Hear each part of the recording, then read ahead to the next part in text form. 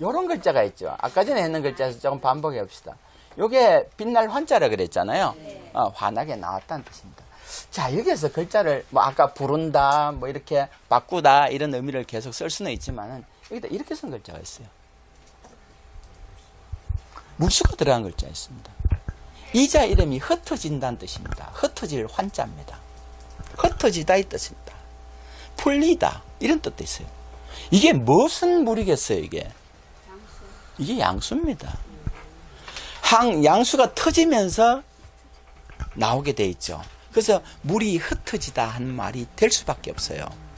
이게 아기를 내는 모습이라서 그때 나오는 물이기 때문에 그래요.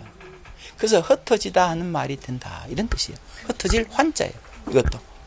그러면 이게 연결 다 시킬 수 있죠. 이런 글자를 쓰는 때 그렇게 글자가 되는 것이다 이 말이에요. 빛날환이 왜 불이 들어가서 빛날 환이 이것은 뭐죠? 여기에다 불을 넣으면 불꽃 환 빛날 환자죠. 불이 무슨 불이겠습니까? 애기 낳을 때 무슨 짓 해요? 물 끓일 때 불 필요하죠. 그래서 불을 써놓고 있죠. 불을 내놓고 있는 겁니다. 그러니까 불을 피웠다 이 소리죠. 그래서 빛나다 하는 말이 돼요. 빛날 환 그래요. 그러니까 원래는 불이 끄는데 그거 할 때는 불을 피웁니다. 불 피웁니다. 그래서 불꽃이다 빛날이. 아니 아까 빛날환도 두 가지가 다 빛날환이잖아요. 무슨 이야기인지 모르겠네요. 그 이야기는. 아니 불화가 없어도 빛날환. 불이 있어도 빛날환. 네, 그래서 그 명사로 쓰면은 불꽃이고, 명사로는 불꽃환이고, 불꽃이 있다는 건 동사로 이야기하면 빛나는 거 아니에요? 그 빛나다 형용사 명사의 의미는 빛나다. 아니요. 불이 있으면 주로 이자를 불꽃환이라 했거든요. 불꽃이다. 명사로 불꽃환이. 근데 이것만 뜻이 있는 것이 아니고 이거 다 뭐 빛난다는 뜻이 무조건 나와요. 불이 들어있으면은요 다 빛난다는 의미가 무조건 있어요. 무조건 있습니다.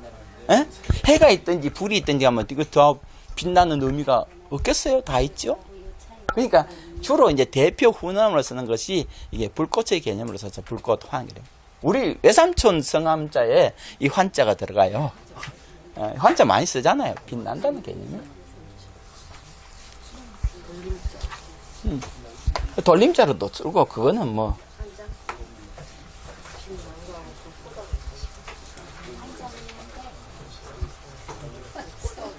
환자를 클 환으로도 그냥 끓는데 상관없는 말입니까? 크다 하는 말은 그 자체가 생명이 나왔는 그 자체가 크다의 개념이에요. 생명이 귀하고 크기 때문에 크다 하는 개념까지로 가는 것이지 그런 개념이에요.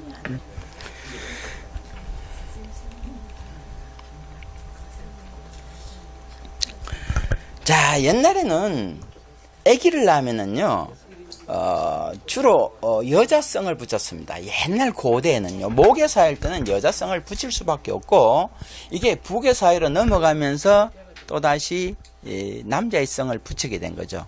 그 남자의 성을 붙이게 된 거는 공자 이후입니다. 공자 이후라고 보는 게 맞습니다. 그래서 이 남자의 힘이 파워가 센 것은 왜 공자 이후라고 이야기하느냐면요. 그때 이후부터 중심이 농사 중심이 되기 때문에 그래요. 그전에는 농사 중심이 아니라 그냥 채집하는 과정이었기 때문에 사냥을 하고 뭐 이런 채집하는 정도로 의미가 됐기 때문에 여자 중심이었고요. 여자 중심은 모계사회의 그 같은 동굴 내에서 이 여자 하나에 여러 남자가 같이 살았기 때문에 그래요. 그러니까 여자 하나에 남자가 6명 되면은요, 이게 씨가 누군지 알 수가 없죠. 누구신지 어떻게 알아요? 그런데 제일 확실한 거는 여자 몸뚱에서 나온 건 확실하죠. 그래서 여자성을 붙이면 되죠. 남자성을 붙일 수가 없는 거예요. 그런데 농경사회가 되면은요, 이게 이제 일부 일처제, 일부 다처제가 되면서 이 남자의 씨는 확실하죠. 그러니까 남자성 붙이는 거예요. 그러니까 부계의 성씨를 붙이게 되는 거예요. 근데 이제 지금은 이제 무슨 성이 나오냐면은 여자의 힘이 좀 세지다 보니까 이제 여자의 성씨를 슬슬 붙이네. 남자 성씨 뒤에 여자 성씨가 붙여서 남자 성씨가 최씨고 여자 성씨가 강씨다. 최강은숙이다. 이렇게 하죠. 이렇게 두 개 붙이죠. 이 하나는 남자, 하나는 여자예요. 그래서 내가 최고다. 안 그러면 이게 남자의 성씨가 최씨 같으면은 최은숙 하면 되는데 강씨를 왜 붙여요? 이게 뭐로 바뀌냐? 이게 다시 과도기적인 과정이다. 과도기예요. 뭐로 가는 과정이다? 목의 사이로 다시 가는 과정을 설명하고 있기 때문에 그렇습니다. 그래서 이제 나중에 좀 있으면 여자의 힘이 더 세지면요, 이 없앱니다. 그래서 강은숙 이랬을 거예요 앞으로. 그럴 때 가능성이 굉장히 커요. 지금은 남자의 힘이 점점 떨어지고 있거든요. 가면 갈수록 그래서 여자가 힘이 더 세지면 어떻게 되느냐? 여자 몸에 이 부들이 좀 시원찮으니까 남자를 여럿 거느릴 수도 있습니다. 전에는 남자가 여자를 여럿 거느렸잖아요. 이제 좀 가면은 여자가 남자 여럿 거느립니다. 그러면 성씨 뭐 쓴다고요? 전부 다 여자 성 쓰게 돼 있어요. 예? 그때까지 살 수는 없을 것 같습니다만은 저도 그래서 이런 의미가 지금 생겨나고 있어요.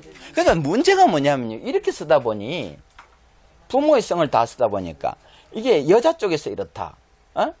그래서 예를 들어서 김 씨하고 이 씨가 있다 그러면 이쪽이 남자 쪽에도 김이 예를 들어서 제 이름처럼 김이대일이다 이렇게 썼다면은 그럼 둘이 합치면 왜 될 건데 이렇게 결혼하면 어떻게 될 것 같아요? 그럼 어떻게 써요? 성을 어떻게 넣을 거냐고. 다 써야죠. 남자 성도 그렇고 여자 성도 다 합쳐야지. 이건 여자 성이잖아요. 남자 성이네. 둘이 합치면은 김이 최강 누구 이래 돼야 되겠네. 이런 문제가 생기는 거예요. 그러니까 막 이름을 길게만 성을 길게 만들어지죠. 그 외국은 그렇게 돼 있지 않습니까? 그 이름은 한자인데 부모의 성을 다 집어넣다 보니까 말이 이렇게 되죠. 응? 같은 성끼리 만나면 김 그래야 될까? 최채? 그럼 김하면 되지. 아니, 같은 성씨는 옛날에는 요즘 같은 성끼리 결혼하니까. 아니 그거는 그것도 촌수에 따라서 틀리죠. 무조건 할 수 있는 건 아니잖아요. 자, 이렇게 되니까 이런 것도 문제가 생긴다 이런 뜻이에요. 그러니까 여자의 성을 가든 남자의 성을 가든 뭐 어떤 식으로 하진 않겠나 이 말입니다. 뭐 다 해결할 방식은 없는 건 아닙니다. 그래서 이제 중심이 부계냐 모계냐 이 차이가